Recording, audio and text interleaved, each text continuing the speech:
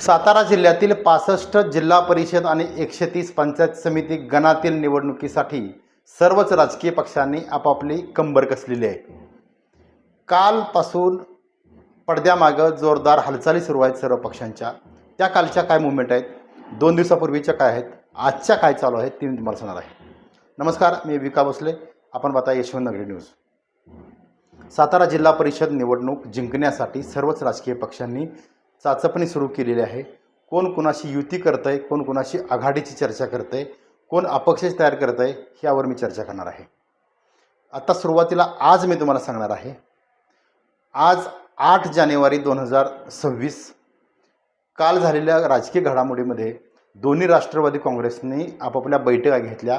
जिल्ह्यातील प्रमुख कार्यकर्त्यांना बोलवून चाचपणी सुरू केलेली आहे. 65 जिल्हा परिषद गट आहेत, 11 पंचायत समिती आहेत. यामध्ये कशा पद्धतीनं आपल्या पक्षाची रणनीती असेल यावर चर्चा प्रत्येक पक्ष करतो आहे.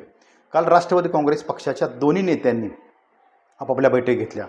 विशेषतः राष्ट्रवादी काँग्रेस शरदचंद्रजी पवार पक्षाची बैठक जिल्हाध्यक्ष व सातारा जिल्ह्याचे माजी पालकमंत्री माजी आमदार बाळासाहेब पाटील यांच्या मार्गदर्शनाखाली पार पडली. आणि या बैठकीमध्ये आगामी निवडणुकीमध्ये कशा पद्धतीनं नियोजन करावं लागेल, अजित पवारची राष्ट्रवादी काँग्रेस आहे यांच्याबरोबर युती करायची किंवा नाही याबाबतची चाचपणीसुद्धा बाळासाहेब पाटील यांनी कार्यकर्त्यांच्याकडून घेतली. मात्र एकंदरीत जर बघायला गेलं तर राष्ट्रवादी काँग्रेस अजित पवार गट आणि राष्ट्रवादी काँग्रेस शरदचंद्रजी पवार गट सातारा जिल्ह्यात एकत्र येऊ शकतो का यावर संपूर्ण चर्चा आहे. एकंदरीत सर्व आम्ही ज्यावेळी ह्या दोन्ही बैठकांची माहिती घेतली त्यावेळी यावर शिक्कामोर्तब अजून झालेलं नाही असं म्हणण्यात आलं. मात्र एकंदरीत एखादा जिल्हा परिषद गट आहे तर तिथं पक्षचिन्हाचा विषय राहू शकतो, म्हणजे घड्याळ की तुतारी यावर सुद्धा मतांतर होऊ शकतात. यामुळं सातारा जिल्हा परिषदेमध्ये सध्या तरी दोन्ही राष्ट्रवादी एकत्र येतील असं वाटत नाही कालच्या बैठकीवरून. काल पक्षाचे जे नेते आहेत खासदार नितीन काका पाटील आणि मकरंद पाटील, विशेषतः मंत्री मकरंद पाटील यांनी सुद्धा राष्ट्रवादी काँग्रेसची बैठक घेतली. बाळासाहेब सोळसकर हे जिल्हाध्यक्ष आहेत, सुनील माने आहेत, यांच्या सर्व त्यानंतर संजीवराजे नाईक निंबाळकर सुद्धा या बैठकीला होते. या सर्वांनी बैठक घेतली आणि याबद्दल चर्चा केली. म्हणजेच काय तर सातारा जिल्ह्यामध्ये राष्ट्रवादी काँग्रेस अजित पवार गटाने सुद्धा बैठकांचं सत्र सुरू केलेलं आहे. आणि या बैठकीमध्ये सुद्धा दोन्ही राष्ट्रवादी एकत्र येतील असं काही बऱ्याच कार्यकर्त्यांचं म्हणणं आहे. मात्र आजची जर अपडेट्स बघायला गेलं तर कालच्या बैठकीवरून आलेले जे माहिती आहे त्यावर असं वाटत नाही की दोन्ही राष्ट्रवादी एकत्र येतील. किंबहुना असं होईल, राजकारणात सगळं काही शक्य असतं. भाजपच्या विरोधात हे सगळे एकत्र येऊन एकत्र मोठ बांधतील. म्हणजे कोण?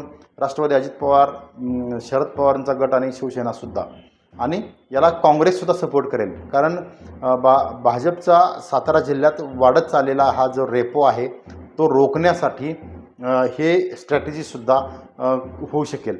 मात्र एकंदरीतच काय तर शिवसेनेनंसुद्धा सगळ्या जागांची चाचपणी सुरू केलेली आहे. अजूनही आज 8 जानेवारी अजून जिल्हा परिषदेची आचारसंहिता नाही किंवा प्रोग्राम लागला नाही. मात्र प्रत्येक पक्ष, प्रत्येक गटनिहाय गणनिहाय हा चाचपणी करतो आहे की आपण जर स्वतंत्र लढलो तर आपल्याला कोण कोण उमेदवार येतील, कोण जिंकू शकेल, किती सीट्स येतील. मात्र अशा या सगळ्या राजकीय मतांच्या ज्या बेरजेच्या आणि वजाबाकीच्या राजकारणामध्ये भारतीय जनता पार्टीनं मात्र वेट अँड वॉचची भूमिका घेतली आहे. भाजपनं शिवेंद्रराजे भोसले, त्यानंतर जयकुमार गोरे, मनोज घोरपडे आणि अतुल भोसले या 4 आमदारांच्या माध्यमातून अचूक पद्धतीनं नियोजन करायला सुरुवात केलेली आहे.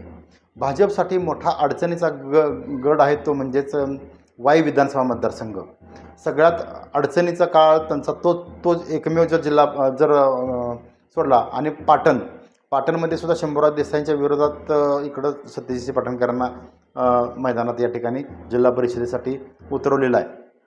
याचा अर्थ असा आहे की भाजपच्या विरोधात मोठ बांधण्याचा प्रयत्न सध्या सुरू आहे सगळ्या पक्षांचा. मात्र त्याला किती यश येतं आहे हे सुद्धा पाहणं गरजेचं आहे. आता शिवसेनेची काय मुवमेंट चालू आहे ते तुम्हाला मी सांगणार आहे. शिवसेना एकनाथ शिंदे गटानं प्रत्येक विधानसभा मतदारसंघामध्ये आपापले पाय रोवायला सुरुवात केलेली आहे. विशेषतः कराड दक्षिण आणि कराड उत्तरमध्ये मोठ्या प्रमाणात संवाद मेळावे हे पालकमंत्री शंभूराज देसाई यांचे सुरू झालेले आहेत. आणि भाजपनं सुद्धा अंतर्गत बैठका म्हणजे जिल्हाध्यक्ष आमदार डॉक्टर अतुल भोसले यांच्या नेतृत्वाखाली प्रत्येक गटनिहाय सध्या चाचपणी सुरू आहे. प्रत्येक गटात आणि गणातील उमेदवार कोण असेल, त्याची विनिंग कॅपॅसिटी काय असेल, अशा पद्धतीचं नियोजन सध्या सुरू आहे. मात्र सातारा जिल्ह्याची आजची अपडेट जर बघायचं गेलं तर काल झालेल्या दोन्ही राष्ट्रवादी काँग्रेसच्या बैठकीमध्ये अंतिमतः काही निष्कर्ष नाही आला. मात्र एकंदरीतच काय तर स्वबळाची तयारी प्रत्येक पक्षानं केली जरी असली तरी अंतिमतः अजून घोडं मैदान लांब आहे. अजून प्रोग्राम लागणार आहे जिल्हा परिषदेचा, त्यानंतर उमेदवार अर्ज भरणार आहेत, त्यानंतरची दिशा काय राहील ही स्पष्ट होणार आहे. मात्र आजची अपडेट्स एवढीच आहे की प्रत्येक पक्षानं आपापले उमेदवार हे उभे करण्यासंदर्भात निश्चित करण्यासंदर्भातच्या हालचाली सुरू केलेल्या आहे. पाहत राहा यशवंत नगरी न्यूज.